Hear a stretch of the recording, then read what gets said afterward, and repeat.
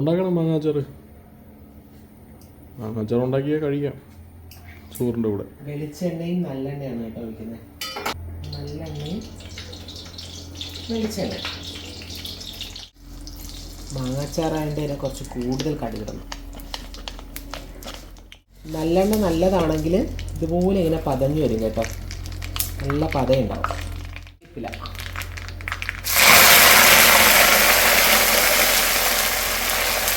കറിവേപ്പില പിന്നെ നമുക്ക് സ്വന്തമായിട്ടുള്ളത് കൊണ്ട് കുറച്ച് കൂടുതൽ കറിവേപ്പില ഇട്ട് കൊടുക്കാം. ഈ വെച്ചേക്കുന്ന കുറച്ച് വെളുത്തുള്ളി.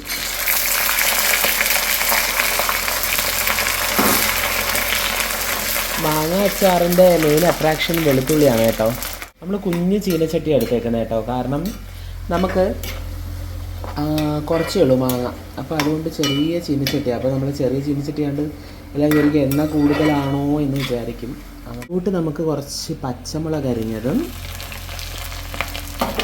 നമ്മൾ നേരത്തെ പറിച്ച കാന്താരിയില്ലേ, കാന്താരി മുളകും കുറച്ചിട്ട് കൊടുക്കും. ഇതിലോട്ട് നമുക്ക് കുറച്ച് ഉലുവാപ്പൊടിയും. ഞാൻ ഓൾറെഡി മാങ്ങയിൽ കായവും ഉപ്പും ഒക്കെ ഇട്ട് പുരട്ടി വെച്ചിട്ടുണ്ട്. കായമാണല്ലോ അച്ചാറിൻ്റെ മെയിൻ അട്രാക്ഷൻ. അതുകൊണ്ട് ഇത് ഞാൻ കുറച്ച് ഉലുവയും പൊടിയും കായവും കൂടി ഇട്ട് കൊടുത്തു. ഏതാ കായം? കായം നല്ലത് തന്നെ എഴുതണം കേട്ടോ. ഏതാ കായം പറ. കായം എനിക്കറിയാം. എന്തോന്ന് കായം? അതിന് പേര് പറയുമല്ലോ. കായം, പെരുങ്കായം. ആ കായമാണ് നമ്മൾ ചേർത്തിട്ടുള്ളത്, പെരുങ്കായം. കൂട്ട് വേണമെന്നുള്ളവർ കമൻറ്റ് ചെയ്യണം. എൻ്റെ സ്പെഷ്യൽ കൂട്ടാണ് കേട്ടോ.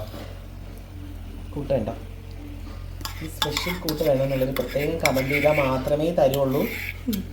എൻ്റെ അച്ചാറിന് ഞാൻ ഉപയോഗിക്കുന്ന കൂട്ടാണ് സ്പെഷ്യൽ കൂട്ട്. പിന്നെ ഇതിൻ്റെ പ്രത്യേകിച്ച് നമ്മൾ വെള്ളം, ഈ അച്ചാറിലോട്ട് വെള്ളം ചേർത്തില്ല. അതാണ് മറ്റൊരു പ്രത്യേകത. വെള്ളം മാങ്ങ ഇട്ട് കഴിഞ്ഞാൽ പിന്നെ നമുക്ക് ഒരുപാട് നേരത്തെ കുക്കിങ്ങൊന്നും വേണ്ടി വരില്ല. ഇങ്ങനെ കുറച്ച് കുറച്ചായിട്ട് മിക്സ് ചെയ്ത് കൊടുക്കുക.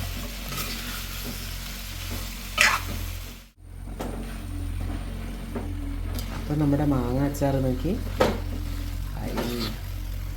അയവ നല്ല റെഡിയായി വന്നിട്ടുണ്ട് കേട്ടോ. നമ്മുടെ മാങ്ങ അച്ചാർ, മാംഗോ പിക്കിൾ തയ്യാറായിരിക്കുന്നു. സ്വാദിഷ്ടമായ മാങ്ങ അച്ചാറ്.